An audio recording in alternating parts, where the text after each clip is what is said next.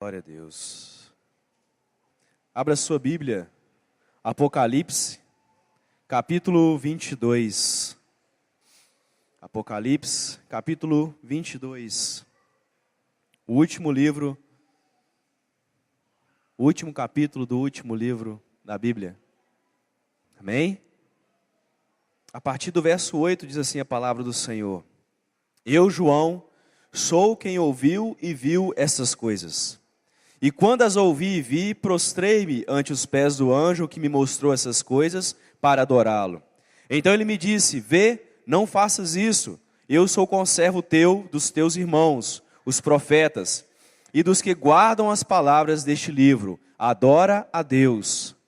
Disse-me ainda: Não seles as palavras da profecia deste livro, porque o tempo está próximo. Continue o injusto fazendo injustiça. Continue o imundo, ainda sendo imundo. O justo continue na prática da justiça, e o santo continue a santificar-se. E eis que venho sem demora. E comigo está o galardão que tenho para retribuir a cada um segundo as suas obras. Eu sou o Alfa e o Ômega, o primeiro e o último, o princípio e o fim. Bem-aventurado aqueles que lavam as suas vestes no sangue do Cordeiro, para que lhes assista o direito à árvore da vida, e entrem na cidade pelas portas. Fora ficam cães, os feiticeiros, os impuros, os assassinos, os idólatras, e todo aquele que ama e pratica a mentira. Eu, Jesus, enviei o meu anjo para vos testificar essas coisas às igrejas. Eu sou a raiz e a geração de Davi, a brilhante estrela da manhã. O Espírito e a noiva dizem: vem. Aquele que ouve, diga: vem. Aquele que tem sede, venha. E quem quiser, receba de graça a água da vida. Eu, a todo aquele que ouve as palavras da profecia deste livro, testifico: se alguém lhes fizer algum acréscimo, Deus lhe acrescentará os flagelos escritos neste livro. E se alguém tirar qualquer coisa das palavras do livro dessa profecia, Deus tirará a sua parte da árvore da vida, da cidade santa e das coisas que se acham escritas neste livro. Aquele que dá testemunho dessas coisas diz: certamente venho sem demora. Amém. Vem, Senhor Jesus. A graça do Senhor Jesus estejam com todos. Pai, nós te louvamos nessa noite. Nós te agradecemos pela oportunidade de mais uma vez estarmos em Tua presença. Para, ó Deus, aprendemos mais um pouco da Tua palavra. E nós clamamos ao Senhor nessa noite: Pai, traga a revelação da Tua palavra no nosso coração.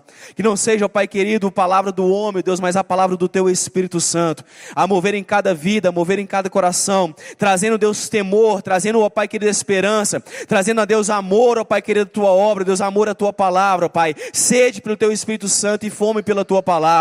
Pai, coloca uma muralha de fogo ao nosso redor, para que o inimigo não tenha influência alguma neste lugar, mas apenas, ó Deus, o Teu Espírito Santo, ó Pai, tenha poder de agir, ó Pai, em cada coração, em cada vida, ó Pai, querido, nessa noite, em o nome de Jesus. Eu abençoo a Tua igreja e o Teu povo, ó Pai, eu levo nossos pensamentos cativos ao Teu trono da graça, a Tua presença, a revelação, ó Deus, da Tua vontade, da Tua palavra, sobre cada coração, sobre cada vida nessa noite, em nome de Jesus. E a igreja que crê diz: amém, glória a Deus. Poder sentar, amados.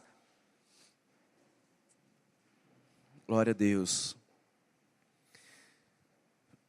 Amados, há mais de 2000 anos atrás, se tem pregado sobre o retorno de Jesus, sobre a volta de Jesus, que Jesus voltaria para buscar a sua igreja.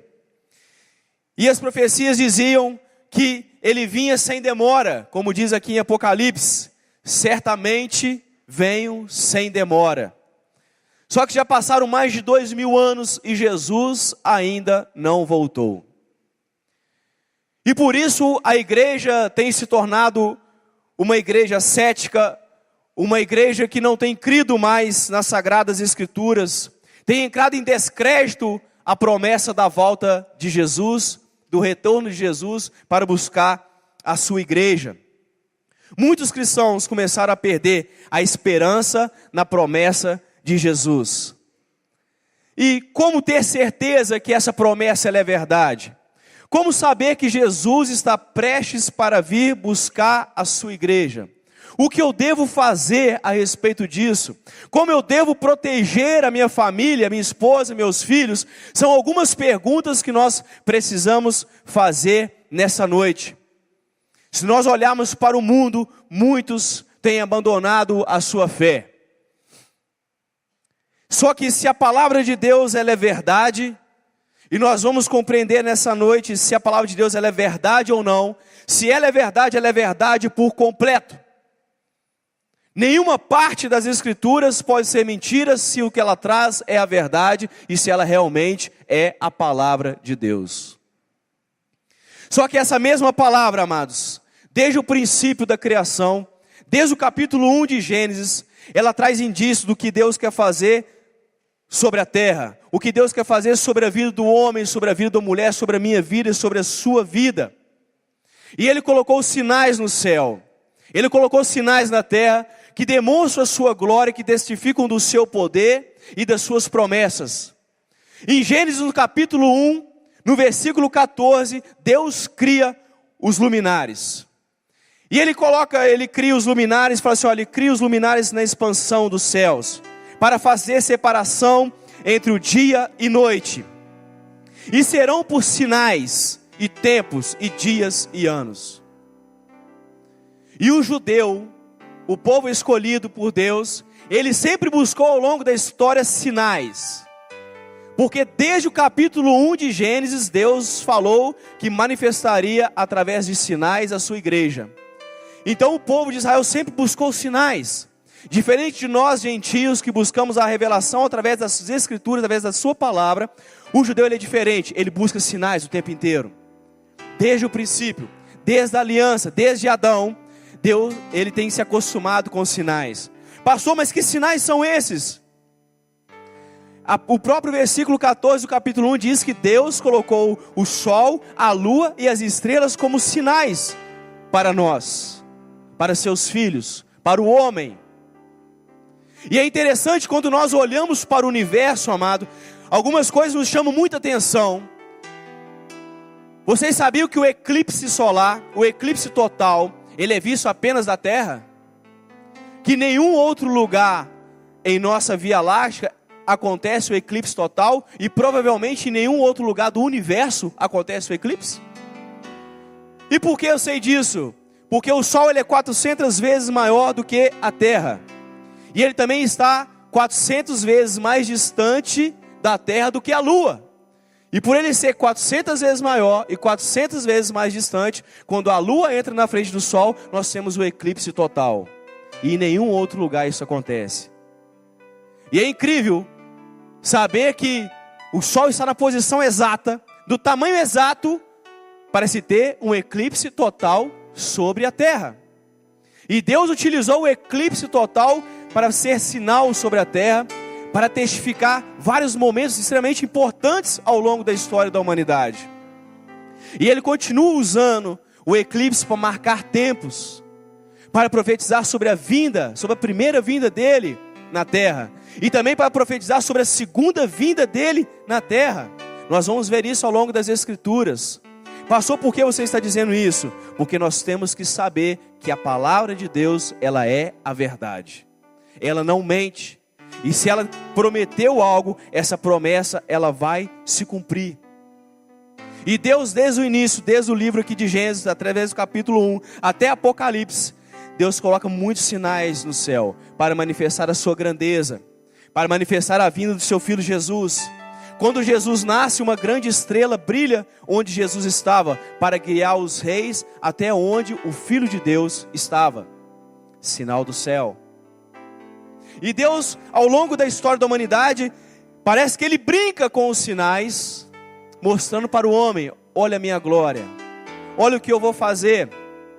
E aí Ele usa um profeta, e o profeta fala, e aquela palavra se cumpre.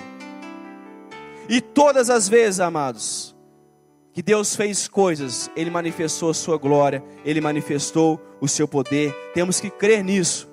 Temos que crer que Deus criou os céus, que Deus criou o universo, que Deus criou a sua vida, que Deus criou a minha vida, que Ele colocou sinais para marcar tempos e estações, que Ele colocou você para ser sacerdote da sua casa, responsável pela sua família. Nós temos que crer, esse é o princípio divino da formação da família. E o interessante é que quando nós olhamos para a terra, para tudo que foi criado, Deus colocou a sua assinatura, Deus colocou a sua digital, Deus colocou o seu DNA em tudo que Ele criou. Como assim, pastor? Como você tem certeza que Deus criou todas as coisas? É muito simples, amados, sabemos que Deus criou todas as coisas, porque tudo tem a marca de Deus. Deus, Ele é triuno, amém? Pai, Filho e Espírito Santo. É o único Deus adorado na face da terra que é triuno, que é Deus Pai, Deus Filho, Deus Espírito Santo. 3 pessoas com a mesma essência, com a mesma eternidade. Não teve princípio e não terá fim. E quando Deus cria o universo, através da palavra, que é o próprio Filho Jesus, através do poder do seu Espírito Santo, Ele coloca essa marca em tudo. Vocês querem ver? O tempo. Deus, Ele é atemporal, não tem tempo para Deus. Deus não precisa de tempo. Mas Ele cria o tempo para o homem. E Ele divide o tempo em 3 partes: passado, presente e futuro. 3 em 1. O tempo é um só, mas ele é dividido em 3 partes. O espaço, ele é dividido em 3 partes: altura, largura e profundidade. Qualquer ponto que você quiser localizar no universo, você precisa de 3 coordenadas: X, Y, Z. 3 em 1. São as 3 coordenadas. Qualquer ponto no universo, você localiza através disso. A matéria, toda a matéria é formada por átomos. E o átomo é dividido em 3 partes: prótons, nêutrons e elétrons. Os estudantes estão atentos, amém? Prótons, nêutrons e elétrons, 3 em 1. O próton, ele é dividido em 3 elementos, 3 quarks, 3 em 1. E o 3 em 1 nós vemos em toda a criação. Toda a matéria pode ser encontrada em 3 fases: sólido, líquido e gasoso. 3 em 1. Deus te criou a imagem e semelhança dele. É por isso que você é composto por corpo, alma e espírito. 3 em 1. Então Deus registra o seu DNA. Ele coloca a sua assinatura em tudo. As leis físicas que estudam o universo é gravidade, magnetismo e eletricidade. Essas 3 leis regem todo o universo. 3 em 1. E se nós olharmos para tudo, tudo é 3 em 1. Porque Deus está em tudo. Porque Deus criou todas as coisas. E é por isso que nós cremos na palavra como a única fonte de verdade. Porque o Deus que nós servimos é o Deus criador de todas as coisas. E Ele colocou a sua marca no homem para que o homem, até mesmo o homem incrédulo, até o ateu, até aquela pessoa mais dura de coração, cresce que Deus é criador de todas as coisas. Vocês sabiam que existe em nosso organismo o DNA? Todo mundo sabe disso. Que é a cadeia genética que determina como vai ser a cor do seu olho, do seu tipo de cabelo, sua altura, tudo é determinado pelo DNA. Só que a biologia descobriu o DNA mitocondrial, que é o DNA que está dentro da mitocôndria, que fica dentro da célula. E esse DNA ele é passado apenas da mãe para os filhos. E esse DNA ele é único em uma geração. Então, se eu quero conhecer a minha árvore genealógica, é só mapear o meu DNA mitocondrial, que eu vou saber quem foi a minha avó, a minha bisavó, a minha tataravó, e eu vou saber exatamente de onde eu vim. Só que a ciência sempre falou que o homem evoluiu do Australopithecus, nem do macaco é mais, já mudaram também. E foi evoluindo, e houve evolução em várias partes do mundo. É isso que nós aprendemos na escola, amém? E a palavra de Deus sempre nos ensinou que Deus criou Adão e Eva. E aí você fica naquele impasse: pastor, eu acredito na Bíblia ou eu acredito no que eu aprendi na escola? Descobriram o DNA mitocondrial no final da década de 90. No ano 2000, alguns estudiosos da Universidade da Califórnia, nos Estados Unidos, pegaram 25 grupos de pessoas espalhadas na terra e fala assim: olha, vamos mapear a terra. Vamos descobrir quantos ancestrais em comum o homem teve, para saber a origem da humanidade, de quantos lugares ele originou. Sabe o que eles descobriram, amados? Chuta. Eles descobriram que só existe um ancestral comum, que todo ser humano da face da terra veio de uma única mulher, a Eva mitocondrial. Amém? Só que isso não está na televisão. Isso eles não passam na televisão. Mas se você entrar no site das melhores universidades do mundo, na Universidade da Califórnia, Harvard, você vai ver que lá está o estudo da mitocôndria, do DNA mitocondrial, provando que todo o ser humano da face da terra antecedeu de apenas uma única mulher, que eles denominaram Eva mitocondrial. E eles falam que essa mulher, ou ela se originou na África Central ou na Mesopotâmia. Mas nós sabemos que foi onde? Mesopotâmia, onde estava o Jardim do Éden, onde o homem foi criado. Isso foi descobrido agora, no ano 2000. Quanto mais se estuda, mais se prova que a palavra de Deus é verdade. Então os cientistas levaram todo esse tempo para descobrir uma coisa que nós crentes já sabemos há mais de 6.000 anos. Amém, igreja? Glória a Deus.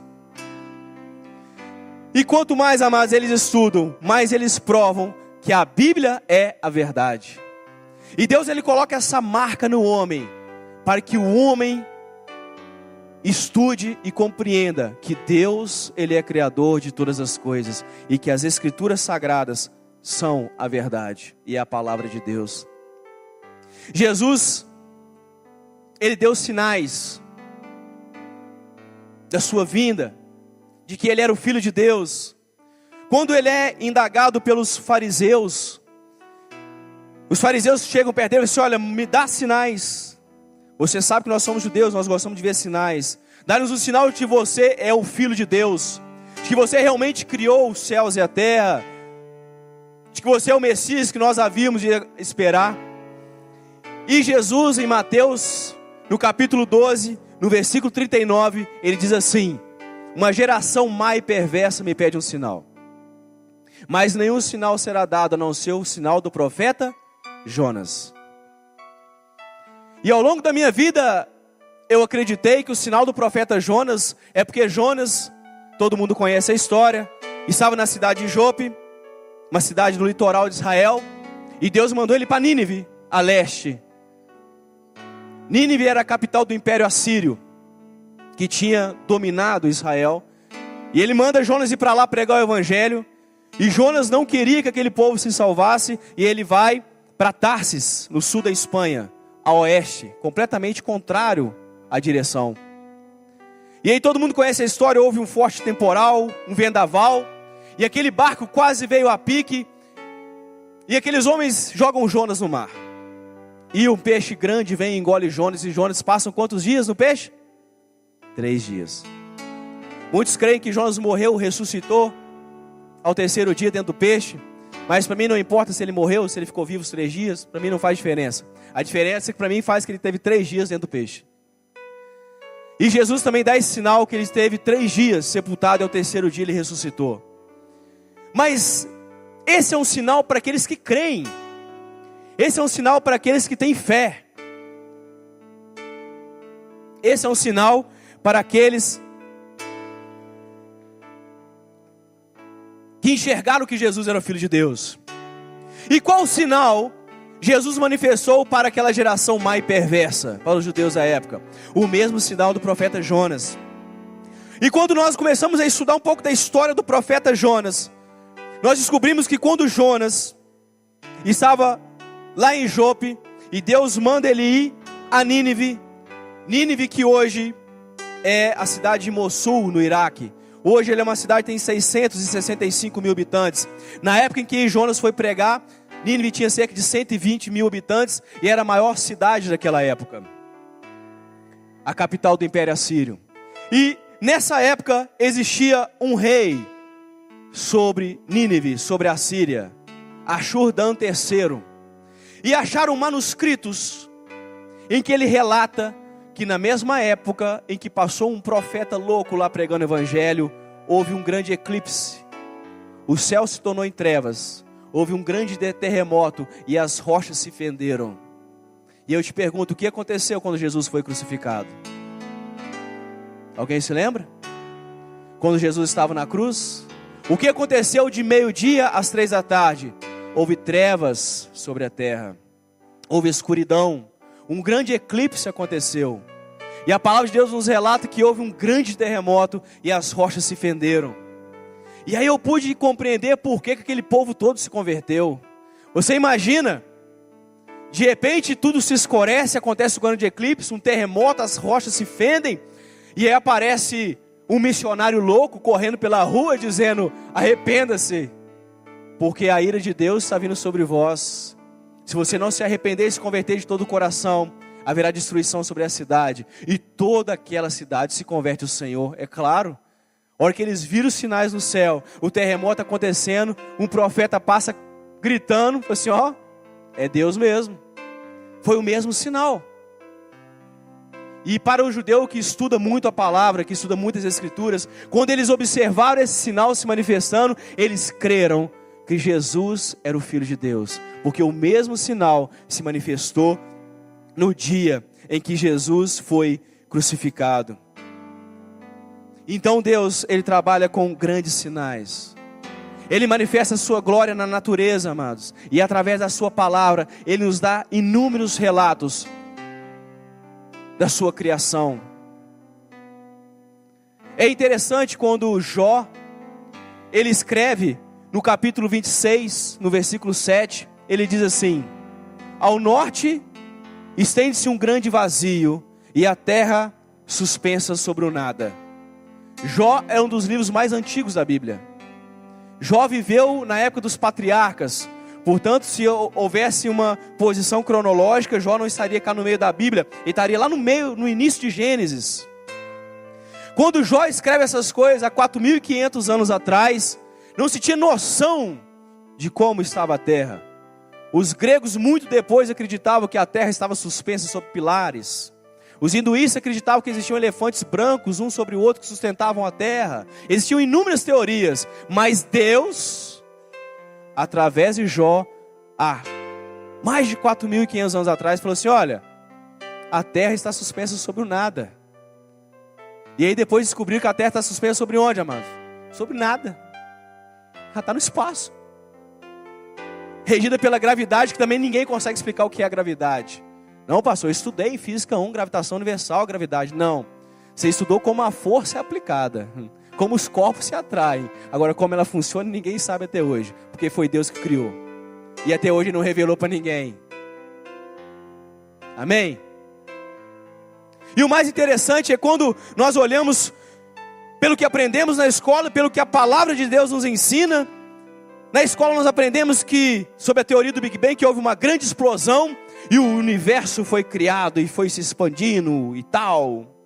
E Jó, no versículo 7 do capítulo 26, diz que existe um grande vazio ao norte.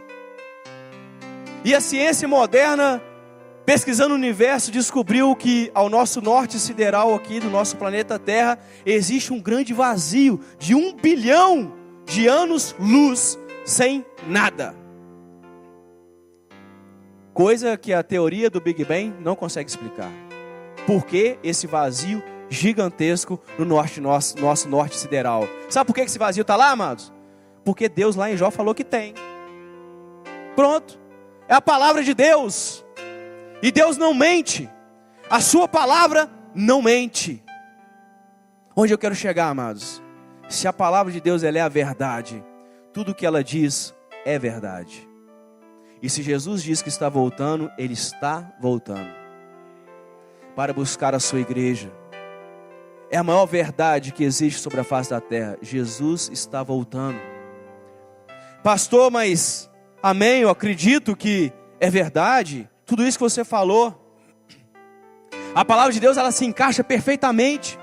Vocês sabiam que em Gênesis capítulo 1 Deus cria a terra? No capítulo 2 ele fala sobre a árvore da vida. Apocalipse capítulo 21, penúltimo livro da vida, da Bíblia, ele fala sobre novos céus e nova terra. No último livro da Bíblia, no último capítulo ele fala sobre a árvore da vida. A mesma coisa.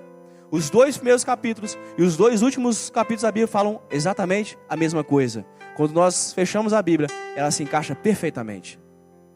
Só um Deus todo-poderoso poderia fazer uma coisa dessa. É por isso que nós cremos nessa palavra, amados. Não tem como não crer nessa palavra, que ela é a verdade. Pastor, mas como saber que essa vinda de Jesus está tão próxima? Se já faz 2000 anos que ele prometeu que viria e até hoje ele não veio. Primeiro, amados, temos que entender que, como nós falamos desde o início, Deus colocou sinais e profecias para se cumprir. O tempo para Deus não importa, se tem 1000 anos, se tem 2000 anos, não importa. Você sabia, se você fosse um astronauta, você tivesse asa e voasse para fora do espaço, respirando oxigênio, claro, senão você morreria. Mas você está lá no espaço e você começa a olhar para a Terra. E você olha a Terra, você olha o Sol, você olha os planetas e você fica lá um tempo. Com o passar do tempo, que não existe lá, você perde a noção do tempo. E você fica lá muito tempo, você não sabe se passou horas, se passou dias, se passou anos. Você perde completamente a noção. Deus está lá. Para Deus não tem tempo, amados. Para Deus não tem relógio, não tem dia, não tem noite. Portanto, 2000 anos para Deus não é nada. Quando Ele diz que cedo venho, cedo Ele vem. Então nós precisamos atentar para algumas profecias da palavra de Deus. Profecias essas que Deus revelou através dos seus profetas, para que possamos perceber se a vinda de Jesus está muito próxima ou não. E Ele colocou sinais nos dias atuais, para que nós pudéssemos ver isso. Se nós formos ler Apocalipse capítulo 6, onde fala sobre os 7 selos, e nós não vamos pregar sobre os 7 selos, sobre as 7 trombetas, porque não daria tempo também. Mas quando começa a abrir os selos, fala sobre os 4 cavaleiros e tal. E o 5º selo é a intercessão dos mártires, o 6º selo é o cataclismo e tal. Nós vemos que esses selos já foram abertos. E uma das profecias mais citadas é que nos últimos dias haveriam grandes terremotos. Você sabia que de 2009 para cá, o número de terremotos inexplicáveis aumentou assustadoramente? Lugares na Terra onde não existiam terremotos, estão existindo terremotos. Grécia, Turquia, lugares incomuns. Até uma pequena tsunami na Turquia aconteceu esse ano, o que não conseguiram explicar o porquê disso. Então, se nós olharmos para a ciência, para o mundo, nós vamos ver a profecia se cumprindo. 2009, amados, isso tem 8 anos. O número de terremotos começou a aumentar muito na Terra. Profecia se cumprindo. A mesma palavra nos dá uma profecia lá em Isaías capítulo 11, versículo 12, e também em Ezequiel capítulo 11, se eu não me engano, versículo 27, que fala sobre a Aliá, que em hebraico significa a subida, retorno. Essa profecia diz que nos últimos dias, o povo de Israel, o povo judeu, voltaria para a Terra Santa, para Jerusalém. E o que tem acontecido de 2014 para cá? 3 anos. Nunca na história da humanidade voltou tanto judeu para a terra de Israel como tem voltado nesses últimos dias.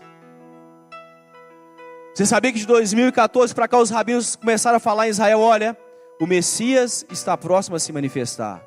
Voltem para Israel. E essa profecia, lá em Isaías, no capítulo 11, no versículo 12, ele diz assim: dos 4 cantos da terra, de todas as nações da terra, o meu povo voltará para Jerusalém. E eu comecei a pensar, Isaías foi escrito 740 anos antes de Cristo. Nessa época o povo estava apenas como prisioneiros no Império Babilônico, Império Assírio, primeiro cativeiro. Como ele falou dos 4 cantos da terra, se eles estavam tudo ali, tudo próximo? Não é verdade? Só que quando Isaías profetiza isso, ele profetiza sobre os últimos dias. Ele profetiza sobre a volta de Jesus. E hoje, amados, os judeus estão espalhados por 85 nações na terra. E esses judeus têm voltado para Jerusalém. Só esse ano, 7.000 judeus que moravam na Rússia voltaram para Israel.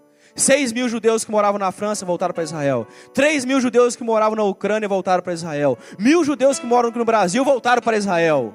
É a maior imigração da história. De judeus voltando para Israel, voltando para a Terra Santa. Profecia se cumprindo. Quem crê nisso? Eu creio. Eu vejo claramente as profecias se cumprindo. Quando nós olhamos para a palavra e ela é a verdade, ela se cumpre. Tudo o que Deus prometeu, Ele cumpre.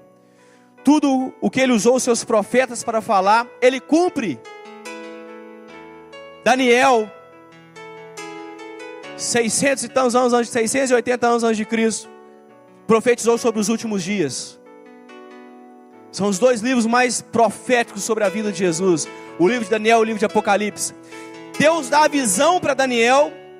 E no final, no último capítulo, no capítulo 12, no versículo 4, Deus fala com Daniel. Daniel, essa visão que eu estou te dando não é para esses dias agora. É para os últimos dias. E quando isso estiver perto de acontecer, a tecnologia, a ciência aumentará assustadoramente. Daniel nem sabia o que era tecnologia naquela época, meu Deus. E que nós olharmos para a tecnologia hoje, amados, como ela tem aumentado assustadoramente. A ciência, essa palavra tem se cumprido, Daniel 12, 4, tem se cumprido nos nossos dias. A ciência, ela demorou 1750 anos para dobrar. Do ano de Jesus até 1750 anos. Depois ela dobrou com 200 anos, no ano 1950. Depois ela dobrou de novo com 50 anos, no ano 2000. Hoje a ciência, ela está dobrando a cada 2 meses. E a partir de 2020, 2022, a ciência aumentará, duplicará a cada 5 dias. Ou seja, o celular que você comprou essa semana que vem está ultrapassado, você está fora de moda. Porque semana que vem já é um novo. Essa é a ciência que nós estamos vivendo nos últimos dias. Profecia de Daniel tem se cumprido. Amado, quando Jesus diz que eis que cedo venho, a vinda de Jesus está muito próxima de acontecer. A ciência tem se multiplicado. A partir de 2020, fabricação em série de carros elétricos. 2025, os postos de gasolina vão começar a ser fechados. Porque os carros elétricos vão dominar o mercado. E já estão sendo produzidos. Na Califórnia, na Vale do Silício, eu estava vendo uma reportagem que existem lojas que não tem mais gente trabalhando, só robô. O robô te atende, o robô te vende, o robô cobra, o robô te dá o troco. Não existe pessoa mais dentro da loja, no Vale do Silício, hoje. De tanto que a ciência tem aumentado. Profecia. E quando nós olhamos a profecia se cumprindo, nós começamos a perceber que a vinda de Jesus também se aproxima. Ah, pastor, mas lá em Mateus capítulo 24, versículo 14, diz que isso aconteceria quando o evangelho fosse pregado em toda a terra. E quem disse que o evangelho não foi pregado em toda a terra? Me fala alguma nação do mundo que ainda não ouviu o evangelho de Jesus? Até as nações mais fechadas do mundo existem crentes com joelhos dobrados que adoram o Senhor.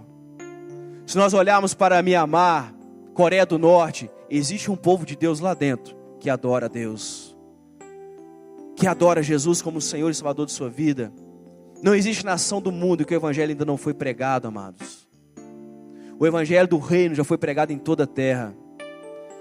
E o próprio Jesus disse, olha, quando o evangelho do reino for pregado em toda a terra, então virá o fim.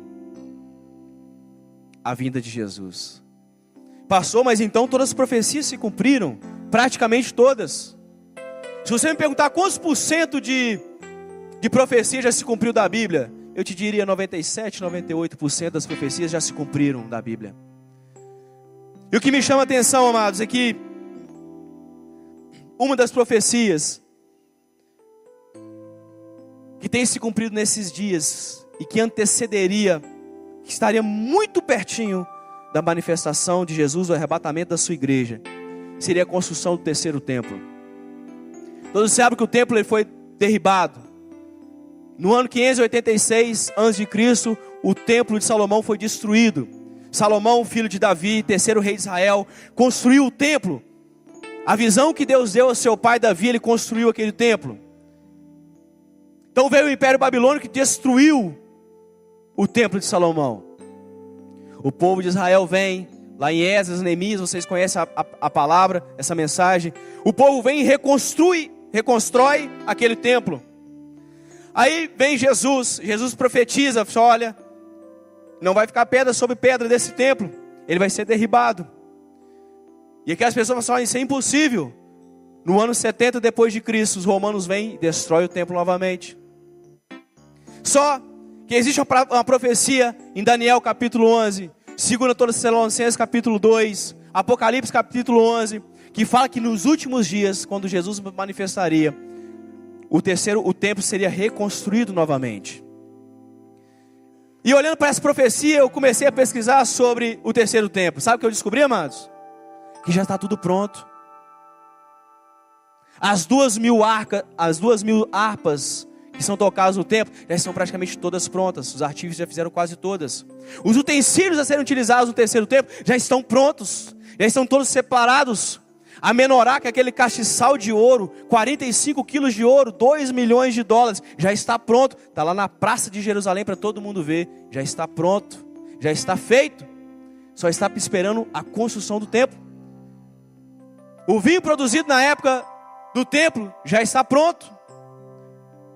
Os descendentes da tribo de Levi já foram treinados para o sacerdócio, para o sacrifício do cordeiro.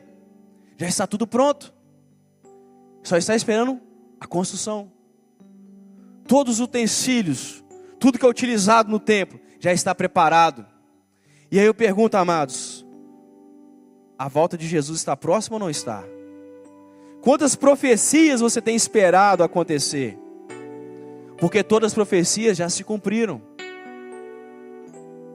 Jesus está batendo na porta, amados. A vinda de Jesus está muito, muito próxima. Pastor, por que você falou isso tudo para mim entrar na mensagem dessa noite, que é a sua família?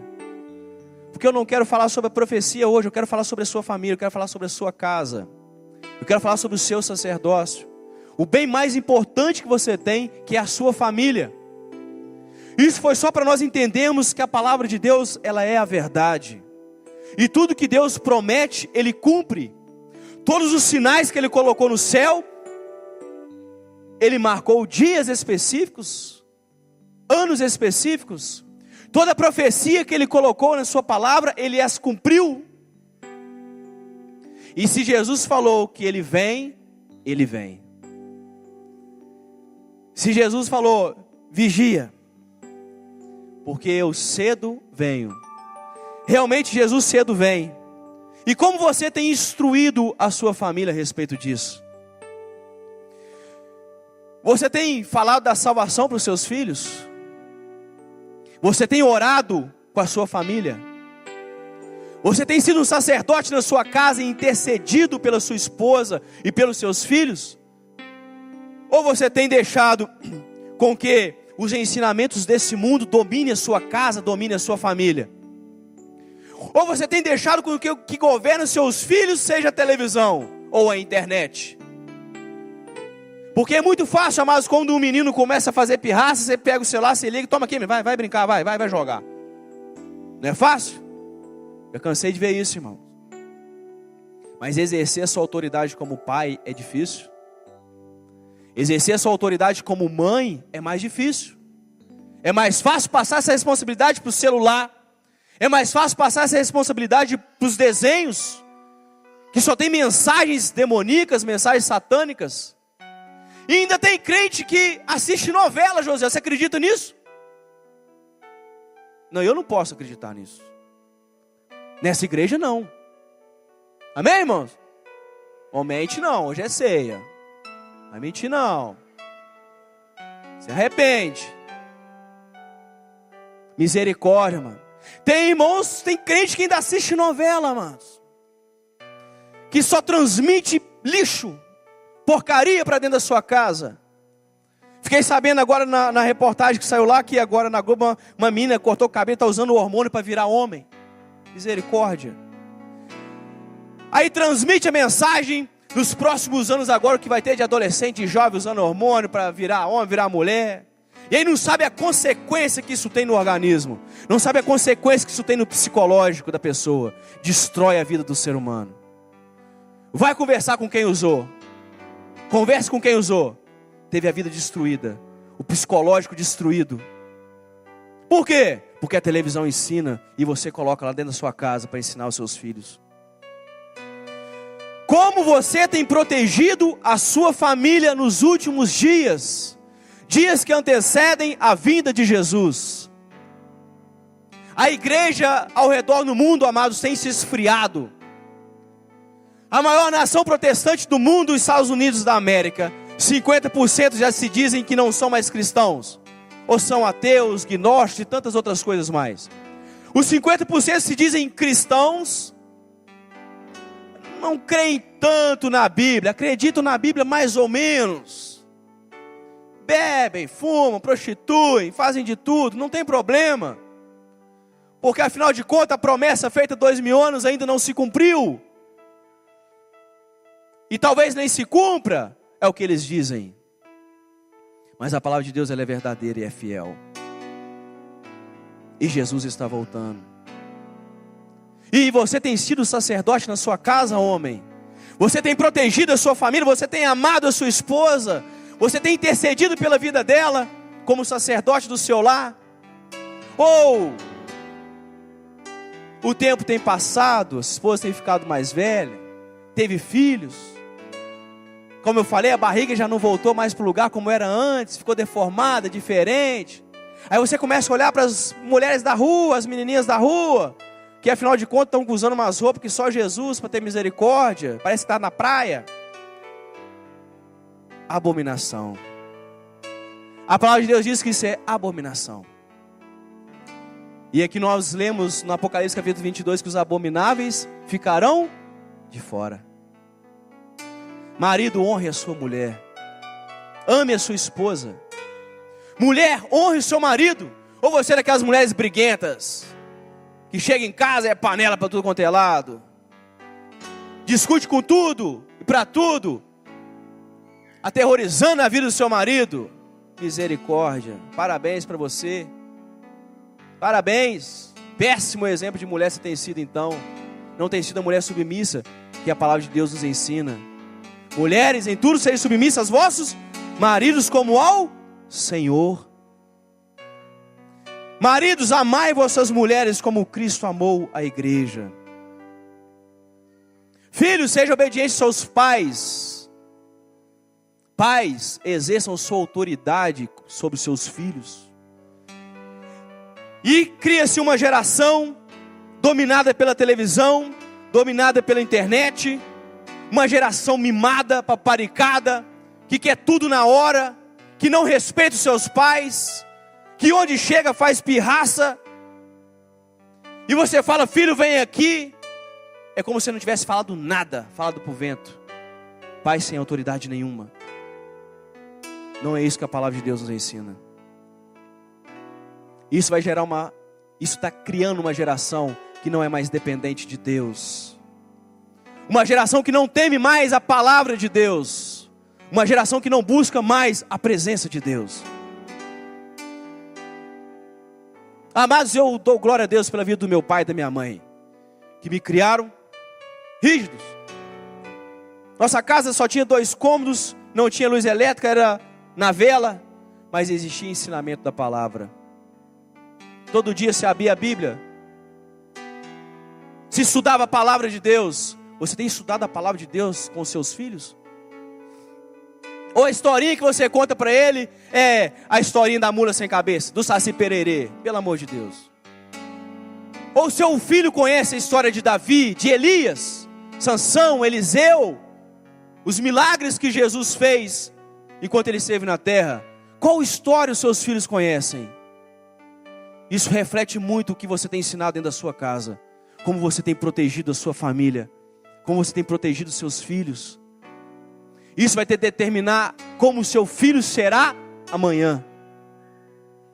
Tem alguém vivo aí, amém, irmão? Estão entendendo? Glória a Deus. E é isso que essa palavra nos ensina, amados. Precisamos proteger a nossa família, porque o inimigo tem se levantado para destruir o lar, colocando marido contra mulher, provocando a separação, filhos rebeldes. De toda forma, ele tem tentado destruir a sua casa, porque destruindo a sua família, ele destruiu a sua vida. Ele destruiu tudo que você tem de melhor. O bem mais precioso que Deus colocou na sua vida, ele destruiu. E Jesus está voltando. Você está preparando os seus filhos para o arrebatamento? Os seus filhos sabem que Jesus está voltando? Porque como nós vimos, as profecias têm se cumprido. Os sinais têm se manifestado. Você está preparado para o arrebatamento? Pergunte a si mesmo: eu estou preparado para o arrebatamento? Se Jesus voltar hoje, eu subo? Abre a sua Bíblia, 1 Tessalonicenses. 1 Tessalonicenses capítulo 4. Pastor, onde fica Tessalonicenses? Misericórdia. Visto série na televisão você tem, mas nem sabe onde está Tessalonicenses você não sabe. Né, pastor Renato? Misericórdia. Está depois de Colossenses, tá, irmão? Novo Testamento. 1 Tessalonicenses, no capítulo 4, a partir do verso 15, diz assim: ora, ainda vos declaramos por palavra do Senhor isto: nós, os vivos, os que ficarmos até a vinda do Senhor, de modo algum precederemos os que dormem. Porquanto o Senhor mesmo, dada a sua palavra de ordem, ouvida a voz do arcanjo e ressoada a trombeta de Deus, descerá dos céus, e os mortos em Cristo ressuscitarão primeiro. Depois nós, os vivos, os que ficarmos, seremos arrebatados juntamente com eles, entre nuvens, para o encontro do Senhor nos ares, e assim estaremos para sempre com o Senhor. E assim estaremos para sempre com o Senhor. Amém, irmãos? Você tem se preparado para o arrebatamento? Você tem santificado a sua vida? Você tem sido um cristão melhor? Você tem orado? Você tem examinado as Escrituras? Por isso, o apelo que eu faço a você nessa noite é: seja um crente melhor. Seja um homem, seja uma mulher que teme a Deus. Seja um homem ou uma mulher que ora, que examina as Escrituras. Não resuma a sua vida com Deus a um culto de domingo. Porque se você tem feito isso, meu amado, misericórdia. Se você tem resumido a sua vida espiritual a um culto de domingo, a um encontro com Deus, misericórdia. Filho de Deus tem que ter vida de oração. Filho de Deus tem que ter vida de jejum. O filho de Deus, ele busca cada dia melhorar mais, ele busca cada dia ser mais humilde, mais simples. Afinal de contas, Jesus está voltando e nada que você tem construído você vai levar para o céu. Vai ficar tudo para trás. E a palavra de Deus diz que onde está o teu tesouro, ali também está o teu coração. Pessoas têm tesourado nessa terra, comprado, adquirido, crescido. Pastor, é pecado ter as coisas? Não, não é pecado ter as coisas. Pecado é colocar o seu coração nessa terra e viver em prol dela. É querer só ter coisas nessa terra. E você morre de trabalhar querendo conquistar nessa terra e você não tem tempo nem para orar. Você não tem tempo para examinar as Escrituras. Você não tem tempo para passar com a sua família, para proteger a sua esposa, proteger os seus filhos, porque você está correndo atrás do vento. Você está correndo atrás desse mundo e Jesus está voltando. E tudo que você conquistou fica para trás. E o que você leva para a eternidade? Os momentos que você teve com Deus. Os ensinamentos que você deu aos seus filhos. O tempo que você ganhou em oração. Porque você não gasta tempo nem perde tempo em oração. Você ganha tempo em oração. Então seja um crente que ama mais. Seja um crente que mais humilde, que teme ao Senhor, que teme a sua palavra. E não apenas, amados, porque Jesus está voltando, não. Mas porque você é um escolhido de Deus. E porque você ama a Deus. Se você está aqui nessa noite é porque Deus te escolheu. Senão você não estaria aqui sentado nessa cadeira ouvindo essa palavra. Você estaria lá fora fazendo tantas outras coisas. mas Deus te escolheu. E você está aqui nessa noite ouvindo essa palavra. Como escolhido, busque a presença de Deus. Tema a sua palavra. Busque intimidade com Ele, porque Ele está voltando.